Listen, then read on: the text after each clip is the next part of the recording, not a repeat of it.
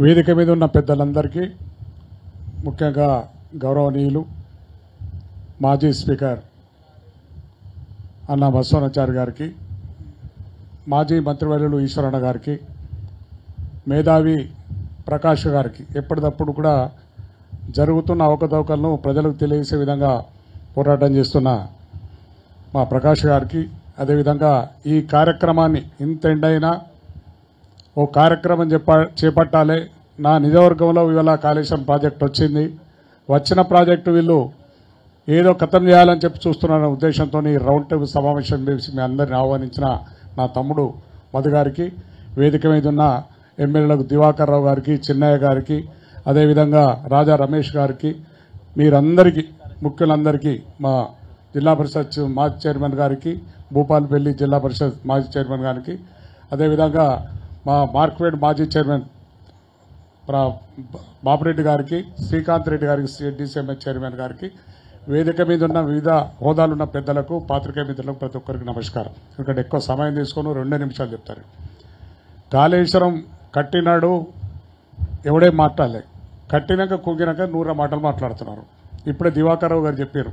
అప్పుడు వారు దివాకర్ రావు గారు కూడా శాసనసభ్యులు ఉండేది అయినప్పుడు కూడా 84 లక్షల కోట్లు అయితే 100 కోట్ల అవినీతి అంటారు, 1000 కోట్ల అవినీతి అంటారు. నోటికి వచ్చిన మాటలు మాట్లాడు. ఇవాళ ఉదాహరణకు చెప్తాం. నా దగ్గర వరద కాలువ ఉన్నది. చొప్పదండి నియోజకవర్గం నుంచి వరద కాలువ ఎస్ఆర్ఎస్పీలకు పోతుంది. ఆ కాలువ దవ్వినని అనుకుని కాలువ ఎప్పుడు దవ్వుతున్నారు, ఎందుకు దవ్వుతున్నారు, హుదా అయిపోతుంది. ఎప్పుడు నీళ్ళు రావాలి, పోచంపాడు ఎప్పుడు నిండాలి, ఎప్పుడు నాకు నీళ్ళు వాపసు పోతేనే వరద కాలువ నడుపుతుందని అనుకున్నాం. అటువంటిది కాళేశ్వరం కట్టిన తర్వాత ఈ రోజు కూడా నీళ్లు నిండా ఉండే విధంగా కాళేశ్వరం నుంచి రివర్స్ పంపింగ్ తోని ఇలా మాకు వరద కాలువ నడుస్తున్నారు. రైతాంగం అంతా కూడా ఇప్పుడే ఇక నార్లు పోసుకుని నీళ్ళు పోసి స్టార్ట్ చేసుకుంటారు.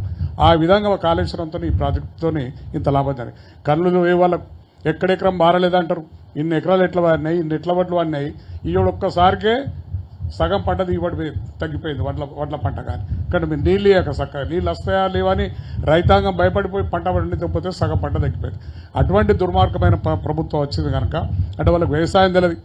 ఆ పారుదల శాఖ మంత్రి, నీటి పారుదల శాఖ మంత్రి, ఆయన పాపం విమానాల మీద తిరిగినోడు. ఇక్కడ నీళ్లు ఉంటాయి, ఇక్కడ ఇది చేయాలని తెలియదు ఉత్తమ్ కుమార్ రెడ్డికి. విమానాలు తిరిగి వచ్చాడు పాపం. దాని మరి అనుకోకుండా పారుదల శాఖ మంత్రి అయిపోయాడు. నీళ్ళేం తెలియదు, ఏం మాట్లాడుతూ వాళ్ళు తెలుస్తుంది. ఒక్కొక్కరు మాట్లాడుతున్నాకైతే నవ్వస్తున్నది. నేను కూడా ఒక 4 సార్లు శాసనసభ్యులైనా వీళ్ళందరూ చూసినా. నేను ఎమ్మెల్యేగా ఉన్నప్పుడు ఈ ఉత్తమ్ కుమార్ రెడ్డి ఉన్నాడు, వీళ్ళందరూ ఎమ్మెల్యేలు ఉన్నారు కనుక వాళ్ళని చూస్తే జాలేస్తున్నది. అరే మీరు ఎట్లా మంత్రులు అయినరు, ఎందుకైనా నవ్వుకుంటా ఇక్కడ టీవీలలో వస్తే నాది నేను నవ్వుకునే పరిస్థితి అన్నట్టు. అవగాహన లేని మాటలు, అవగాహన లేని సబ్జెక్టు మాట్లాడు. ఏ సబ్జెక్టు మీద కానీ ఏ దాని మీద కూడా అవగాహన లేదు వాళ్ళకు. ఏ మంత్రిత్వ శాఖ మీద కూడా అవగాహన లేదు. ఏమున్నా కేసీఆర్ నిడదాం పొద్దు గడుపుకుందాం, కేసీఆర్ నిడదాం పొద్దు గడుపుకుందాం. కేసీఆర్ లేదు ఎక్కడికి. 2 పార్టీలకు అదే విధంగా అయింది. బీజేపీకి అదైంది, ఇదేమైంది. ఎందుకంటే మనం ఉన్నది ఉండకుండా ఏం చేసాం, బీఆర్ఎస్ పార్టీ పెట్టాం. మన కేంద్రం భయం అందుకున్నది. అబ్బా వీడు ఎప్పటికైనా వచ్చేది డేంజర్ అవుతుంది ఇక్కడ దాకా కేంద్రం దాకా. 2 పార్టీలు మీ అయితే నువ్వని ఉండాలి, నేనని ఉండాలి. వీడు కొత్త పార్టీ రావద్దు అని చెప్పి 2 పార్టీలకు మనము ఇలా దుష్మన్ అయినాం.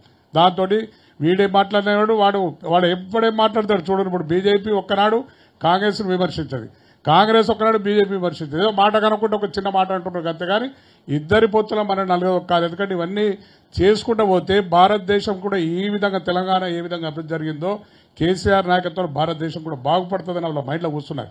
అందుకోసం ఇక్కడనే ఒత్తేయాలనే ఉద్దేశంతో దుర్మార్గమైన ఆలోచనలతో మనం చేసిన ప్రాజెక్టులన్నీ ఏం మార్పు చేశారు, టీజీని టీఎస్ను టీజీఎస్డు ఇవి ఆ మార్పులు చేసుడు. మీరు చేసేదేదో మార్పు అనేది ఇలా కేసీఆర్ చేసిన ప్రాజెక్టుల కంటే ఇంకో 2 ప్రాజెక్టులు కట్టురు. ఎక్కడ కూడా ఇంకెక్కడ గుంట మిగిలితే ఆ గుంట కూడా నీళ్ళు ఇచ్చే విధంగా ఏర్పాటు చేయాలి. కానీ మార్పు అనుకుంటా ప్రజలను నెత్తులు కొడుతున్నారు. ప్రజలకు ఏదైతే దొంగ హామీలు ఇచ్చారో 420 హామీలు ఇచ్చారు, ఒక్క హామీ కూడా అమలు చేయకుండా ఏడాది అర్థం నుంచి పబ్బం గడుపుకుంటారు. కనుక వాళ్ళకు బుద్ధి చెప్పే కాలం వచ్చింది. మళ్ళా తెలంగాణ కోసం ఏ విధంగా ఉద్యమం చేసామో ఈ దుర్మార్గమైన పాలన ఓడడానికి కోసం కూడా మన అందరం ఉద్యమం చేసి మన కాళేశ్వరం ప్రాజెక్టు కాపాడుకుందాం. పెద్ద ముచ్చట కాదు, అందరు చెప్పారు పెద్ద ఒక్క ప్రాజెక్టు. నేను కూడా 30 ఏళ్ళు సివిల్ కాంట్రాక్టర్. ఇటువంటి డ్యాములు కట్టలేదు కానీ పెద్ద 50 కోట్ల 100 కోట్ల బ్రిడ్జులు కూడా కట్టే కనుక నా అనుభవాలు చెప్పిన మొదటి నాడు వచ్చిన నాడు చూసి చెప్పిన. అది పెద్ద ముచ్చట కాదు. ఇంత పెద్ద ప్రాజెక్టులో 1-2 పిల్లలు ఊరు కుంగిపోవడం కాదు. పిల్లలు కుంగాలంటే అక్కడ వేసిన కాంట్రాక్టర్ లోపం కాదు.